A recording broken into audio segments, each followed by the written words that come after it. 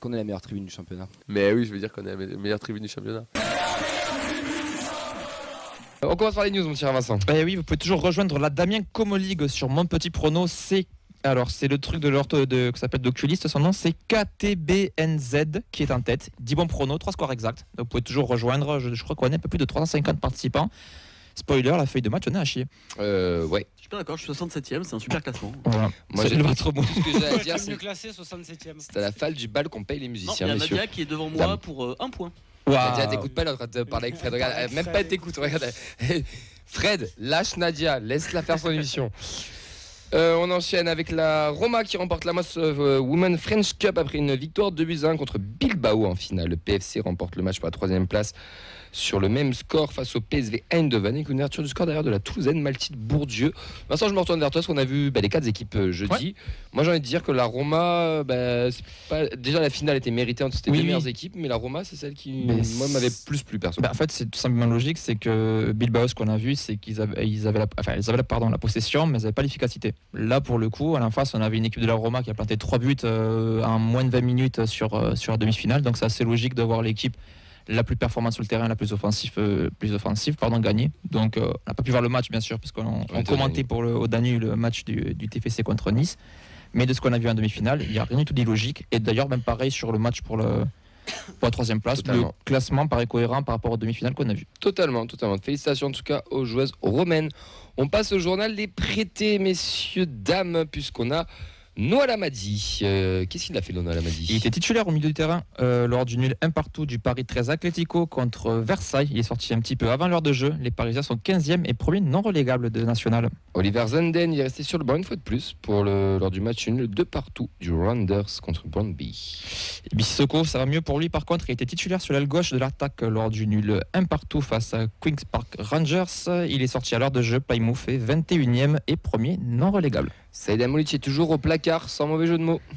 Et on termine avec César Gelabert. Il a disputé ses premières minutes contre Eldense. Il est 0-0 score final. Il est rentré pour le dernier quart d'heure. Le Sporting Gijón est 16e. Est-il Hogg, on en parlera dans la rumeur, pas du tout, dans la rubrique Mercato, mais il a été aussi prêté, on suivra tout ça tous les mardis. L'Académie et les féminines. Alors la préformation, ils ont battu les U16 de Pau 4-3, tandis que les U13 ont battu 3-1 l'Ardenne, gagné 3-0 contre Serein, fait match nul 2-2 contre Lyon et perdu 0-3 contre Strasbourg. Ils sont éliminés au goal average face à Lyon. En tournoi consolante, ils battent Nancy 2-0. Perdent le match pour la 5e place contre le Standard de Liège au tir au but, 0-0 dans le temps réglementaire. C'est Metz d'ailleurs qui remporte le tournoi face à l'OM. C'était un tournoi U14 de la Summer Pro League au Luxembourg. La N3. La N3, on va parler un petit peu avec Mehdi, puisqu'il a pu voir le match, c'était samedi à 18h sur l'annexe 1 du stadium. Victoire 2-0 contre Bayonne Aviron, le nouveau nom. Je peux pas, je suis un vieux con, je m'y ferai jamais. Pour les buteurs, ça vient de m'échapper, Mehdi. Saka et Belanjou. C'est la question du quiz. Oui. Ah oui, c'est vrai. À noter que Wasbauer n'a pas joué parce qu'il était blessé et apparemment l'information serait blessé jusqu'à fin septembre. Du coup, qu'est-ce que tu as pensé? Qu'est-ce que tu retiens de ce match-là, de notre réserve? Un premier match de l'année où le rythme n'était pas ouf non plus.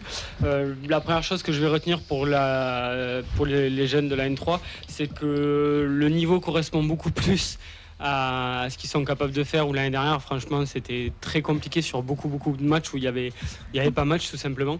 Là, il y a eu contre Bayonne le score est, j'ai envie de dire, pas totalement logique non plus. Voilà, 2-0, c'est peut-être un peu sévère pour Bayonne, mais voilà, c'était ultra équilibré. Mais bon, des phases de jeu ultra intéressantes avec du Bayern qui était en marquage individuel sur notamment les 6 mètres des Toulousains. Donc ils venaient chercher très haut. T'as un défenseur central à un moment donné qui s'est retrouvé dans la surface de réparation toulousaine. Enfin voilà, c'était assez bizarre. Ils ont réussi à sortir des ballons assez fous sur des relances sur des 6 mètres. Des trucs où il faudrait se pencher sur la vidéo pour savoir quels déplacements ont été faits, etc. C'était ultra intéressant là-dessus. Malgré la pelouse qui est pourrie, on parlera de la pelouse de Nice, mais la pelouse de l'annexe 1 elle est vraiment pas bonne et pour jouer au sol c'est pas terrible non plus. Voilà, donc on a vu plein de choses intéressantes. Il y a beaucoup de U19 de l'année dernière, enfin des U18 du coup qui jouaient en U19, ils pourraient toujours jouer en U19 qui jouent aussi dans cette équipe là. Alors ils étaient un peu en retrait, même Saka qui marque, voilà, il rayonnait peut-être pas autant que chez les jeunes. Mais il y a des confirmations. Voilà, Zuliani qui est capitaine. Ce que j'allais dire, comment va Chouchou? Très bien, égal à lui-même, à fond, à discuter tout le temps, à provoquer tout le temps. Mais voilà, c'est lui qui est décisif sur le premier but. Il en fait peut-être parfois un peu trop, mais il est ultra actif et il est amené à être un des leaders de cette équipe et il l'est. Tu penses qu'il peut avoir sa chance dans le groupe pro ou pas? Avec ce statut de capitaine, c'est-à-dire qu'on lui fait confiance aussi quand même. Dans l'année, je me dis, vu la pauvreté de l'effectif au niveau offensif, il peut avoir une opportunité. Voilà. Est-ce que ça sera peut-être la Coupe de France de coupe? Parce que s'il y a des blessés avant, il pourra avoir une opportunité. Ouais, peut-être. Mais oui, je pense qu'il aura un peu de temps de jeu. Après, c'est à lui de le saisir. Mais clairement, là, il fait partie d'un des patrons. Mathis Niflor, qui est un 2007, donc qui est même le U18. Gardien est pas mal aussi, qui a fait le job. Araj, bon aussi, les tauliers entre guillemets. À part Djouma, que j'ai trouvé un peu en dessous, un peu Casper, à être un peu quand il avait le ballon, quoi, il jouait un peu de Djouma. Voilà, la bonne surprise, moi je trouve, c'est Belianjou, parce que il fait partie de la même génération que les autres, mais l'année dernière, il jouait quand même souvent avec les U19 en tant qu'attaquant, le numéro 9. Tous ceux que tu as cités ont des contrats pro. Lui, non. Exactement, lui il en a pas, mais il a été plutôt intéressant, franchement, à ce niveau-là, et il est buteur. Et dans le jeu de haut but, alors je pense qu'il a du boulot à faire sur le lien qu'il a avec les autres. Parfois, il garde un peu trop le ballon ou pas donné dans le bon tempo, etc. Mais franchement, hyper intéressant lui de ce côté-là. Et voilà. Et le seul truc qui m'a fait un peu tiquer, c'est peut-être le milieu de terrain avec Clément Pujos qui était aussi remplaçant l'année dernière, qui alternait. Et c'est lui que je pensais que c'était Congo, non? Ah, peut-être, je sais pas. C'est pas le mec qui vient de Lille? Non, c'est pas Non, le toujours pas. Pujos, ça fait un moment qu'il est là. Et après, c'est Frédéric Effolé, là, le 8 qui est capable de dépanner partout. Et bon, peut-être que dans la création, les deux, c'était. Voilà, c'est sûr que c'est peut-être pas pareil qu'avec Noël Lamadi, mais c'est des mecs qui courent, qui récupèrent des ballons et aucun souci là-dessus. Donc voilà, une première intéressante. Je pense qu'ils sont à leur niveau. Ils vont gagner. C'est presque déjà fait, je crois que l'année dernière ils ont gagné qu'un, si je dis pas de bêtises, un ou deux, je sais plus. Mais ils ont déjà gagné autant de matchs que l'année dernière, ils vont gagner plus que ça. Voilà, ça correspond plus à leur niveau et je pense que pour le développement des jeunes, c'est pas si mal, quoi. On voit que dans les centres de formation, que tu sois N2, N3, tu arrives quand même à sortir des joueurs et voilà, qu'ils soient à leur place, c'est peut-être pas plus mal, quoi. Mais merci beaucoup pour ce retour. Et allez-y, parce que c'est du foot national. T'es beaucoup plus près du terrain que quand t'es au stadium et c'est ultra intéressant. Et c'est pareil pour les féminines, c'est pareil pour les U19, pour les U17. Totalement. T'es plus près du terrain, tu vois la vitesse à laquelle ça va et quand tu te dis que tu peux faire ce qu'ils font, eh ben non, parce qu'ils le font plus vite que toi. Donc voilà, allez-y, c'est intéressant. Les 19, Vincent. Les 19, ils ont gagné 3-1 à l'extérieur à Rodez, de but d'Ismaël Silla-Touré qui est sur la même lancée que l'an dernier, notre but de Mayol. Il y avait quelques joueurs qu'on a l'habitude aussi de voir. Qui a joué un peu avec la N3 aussi. Voilà, ce que je veux dire, on a quelques joueurs qu'on a l'habitude de voir, qu'on voyait déjà un petit peu avec la N2 l'an dernier et qu'on verra aussi avec la N3. On termine avec les 17 qui ont gagné 2-1 à Villeneuve-d'Ormont, donc 2 victoires à l'extérieur pour nos jeunes, but de Mathéo Mach et d'Amaouche. Voilà, pour être complet. Petite question, mais je pense que tu peux y répondre, Mehdi. C'est l'ami sur YouTube qui nous demande à quand un championnat des réserves comme en Angleterre.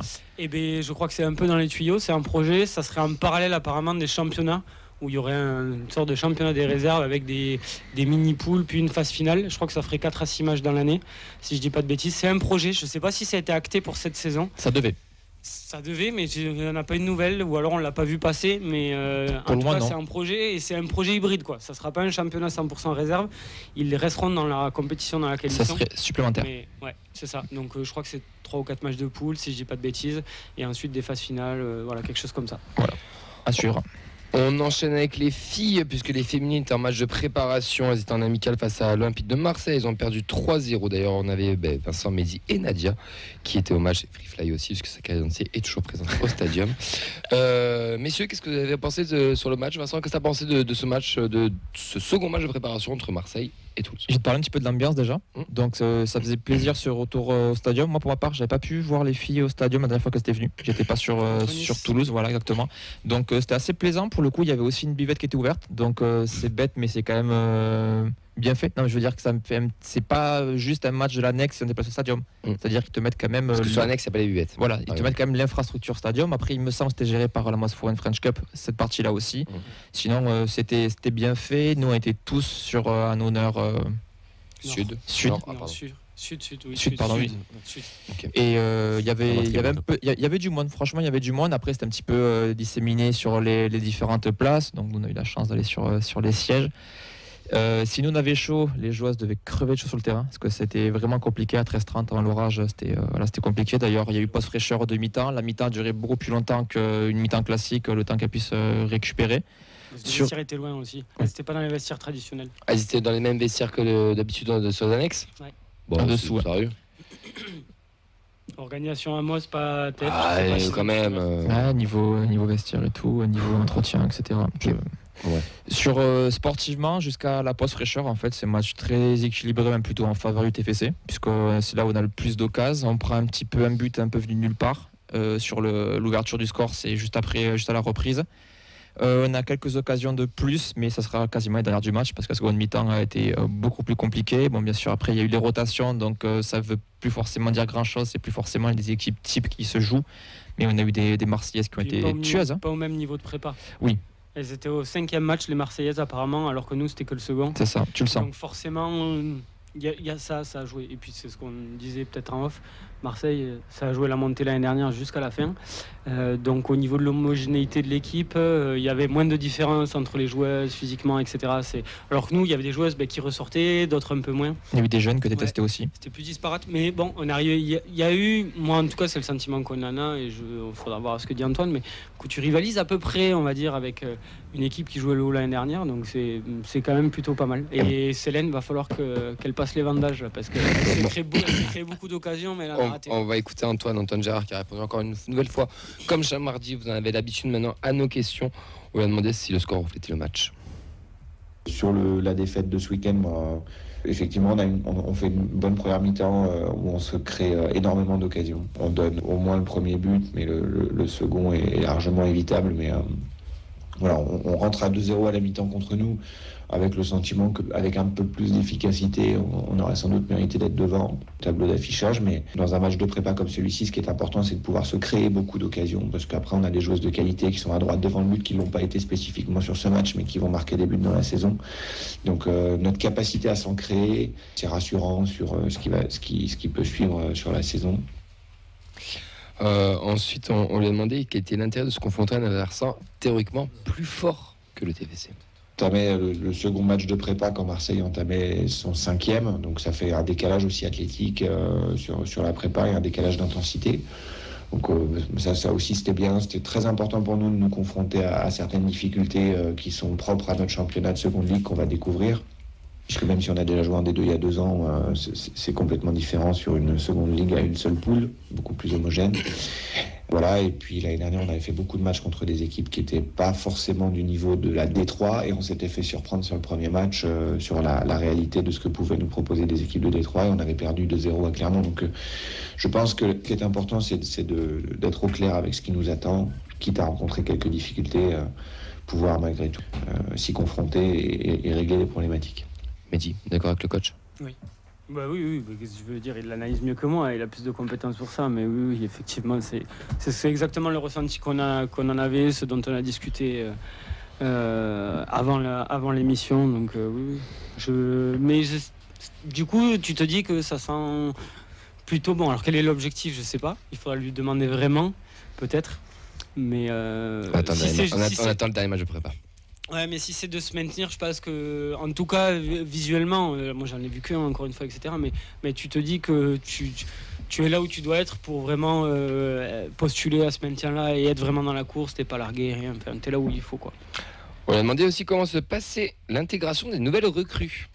L'intégration des recrues, vraiment très bonne. Je pense qu'une personne extérieure qui vient assister à des séances d'entraînement ou des moments de rassemblement de l'équipe a du mal à distinguer les nouvelles joueuses des anciennes. Ça fait longtemps que j'avais pas vécu moi en tant que coach une préparation avec un groupe aussi solidaire, plein de cohésion.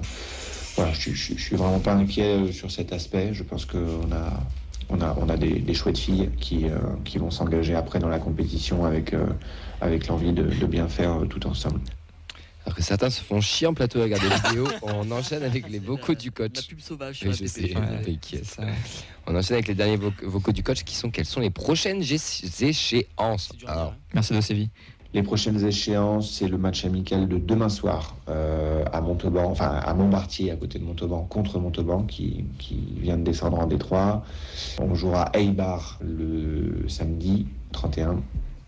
Eibar qui est une équipe qui joue en Liga espagnole. On va jouer à côté de Bordeaux. Et après, on entamera le dernier match de préparation le dimanche 8 contre l'OGC Nice, qui est également engagé dans le championnat, avant d'entamer la compétition à domicile le dimanche 15 septembre à 15h. Enfin, à 15h ou pas d'ailleurs, parce que les pros jouent en même temps sur le stadium contre le Havre, donc on va sans doute devoir s'adapter. Mais on jouera à domicile contre Thonon. Voilà pour les propos recueillis du coach, comme tous les mardis. Vous avez des retours. Ouais, je pense qu'on va vivre une belle saison. Il a l'air assez confiant. Il y a un gros recrutement qui a été fait. On espère que ça va le faire. Ouais, puis le format par rapport à la dernière fois, ils ont joué en seconde division, il a quand même totalement changé. Là, on a 12 équipes de montée et de descente, donc c'est assez simple par rapport à la première année où il y avait 2 poules et que les 6 dernières descendaient. Là, c'est quand même un peu plus humain et ça rapproche quand même plus d'un championnat national où il y a le temps aussi de se développer et voir pourquoi pas aussi parler plus haut rapidement. La R1, pour terminer, un point complet sur nos féminines. La R1 avait un amical contre Nîmes Métropole, qui est un club de Détroit, et ils ont fait 2-2. C'est aussi de bon augure pour la prépa. D'ailleurs, Je t'en prie. on a eu des échos en off, je ne sais pas si on peut dire, mais sur le fonctionnement de cette équipe justement de R1, apparemment, il n'y a que 2 groupes sur 3 équipes, et elles se réunissent le vendredi pour aller jouer le week-end. Voilà. Donc tout le monde a l'opportunité lors des séances d'entraînement de prouver et voilà. Bah c'est bien, ouais. c'est original. Ouais. Il y a un beau projet en tout cas autour de ces filles. On vous conseille fortement d'aller les voir quand vous en avez l'occasion. Samedi, c'était encore une fois gratuit. Ce sera tout le temps gratuit à chaque fois. Même pour les matchs de division 2, on vous encourage vraiment à y aller. Vous allez vraiment vous régaler, voir un autre TFC, j'ai envie de dire. Et c'est toujours très agréable.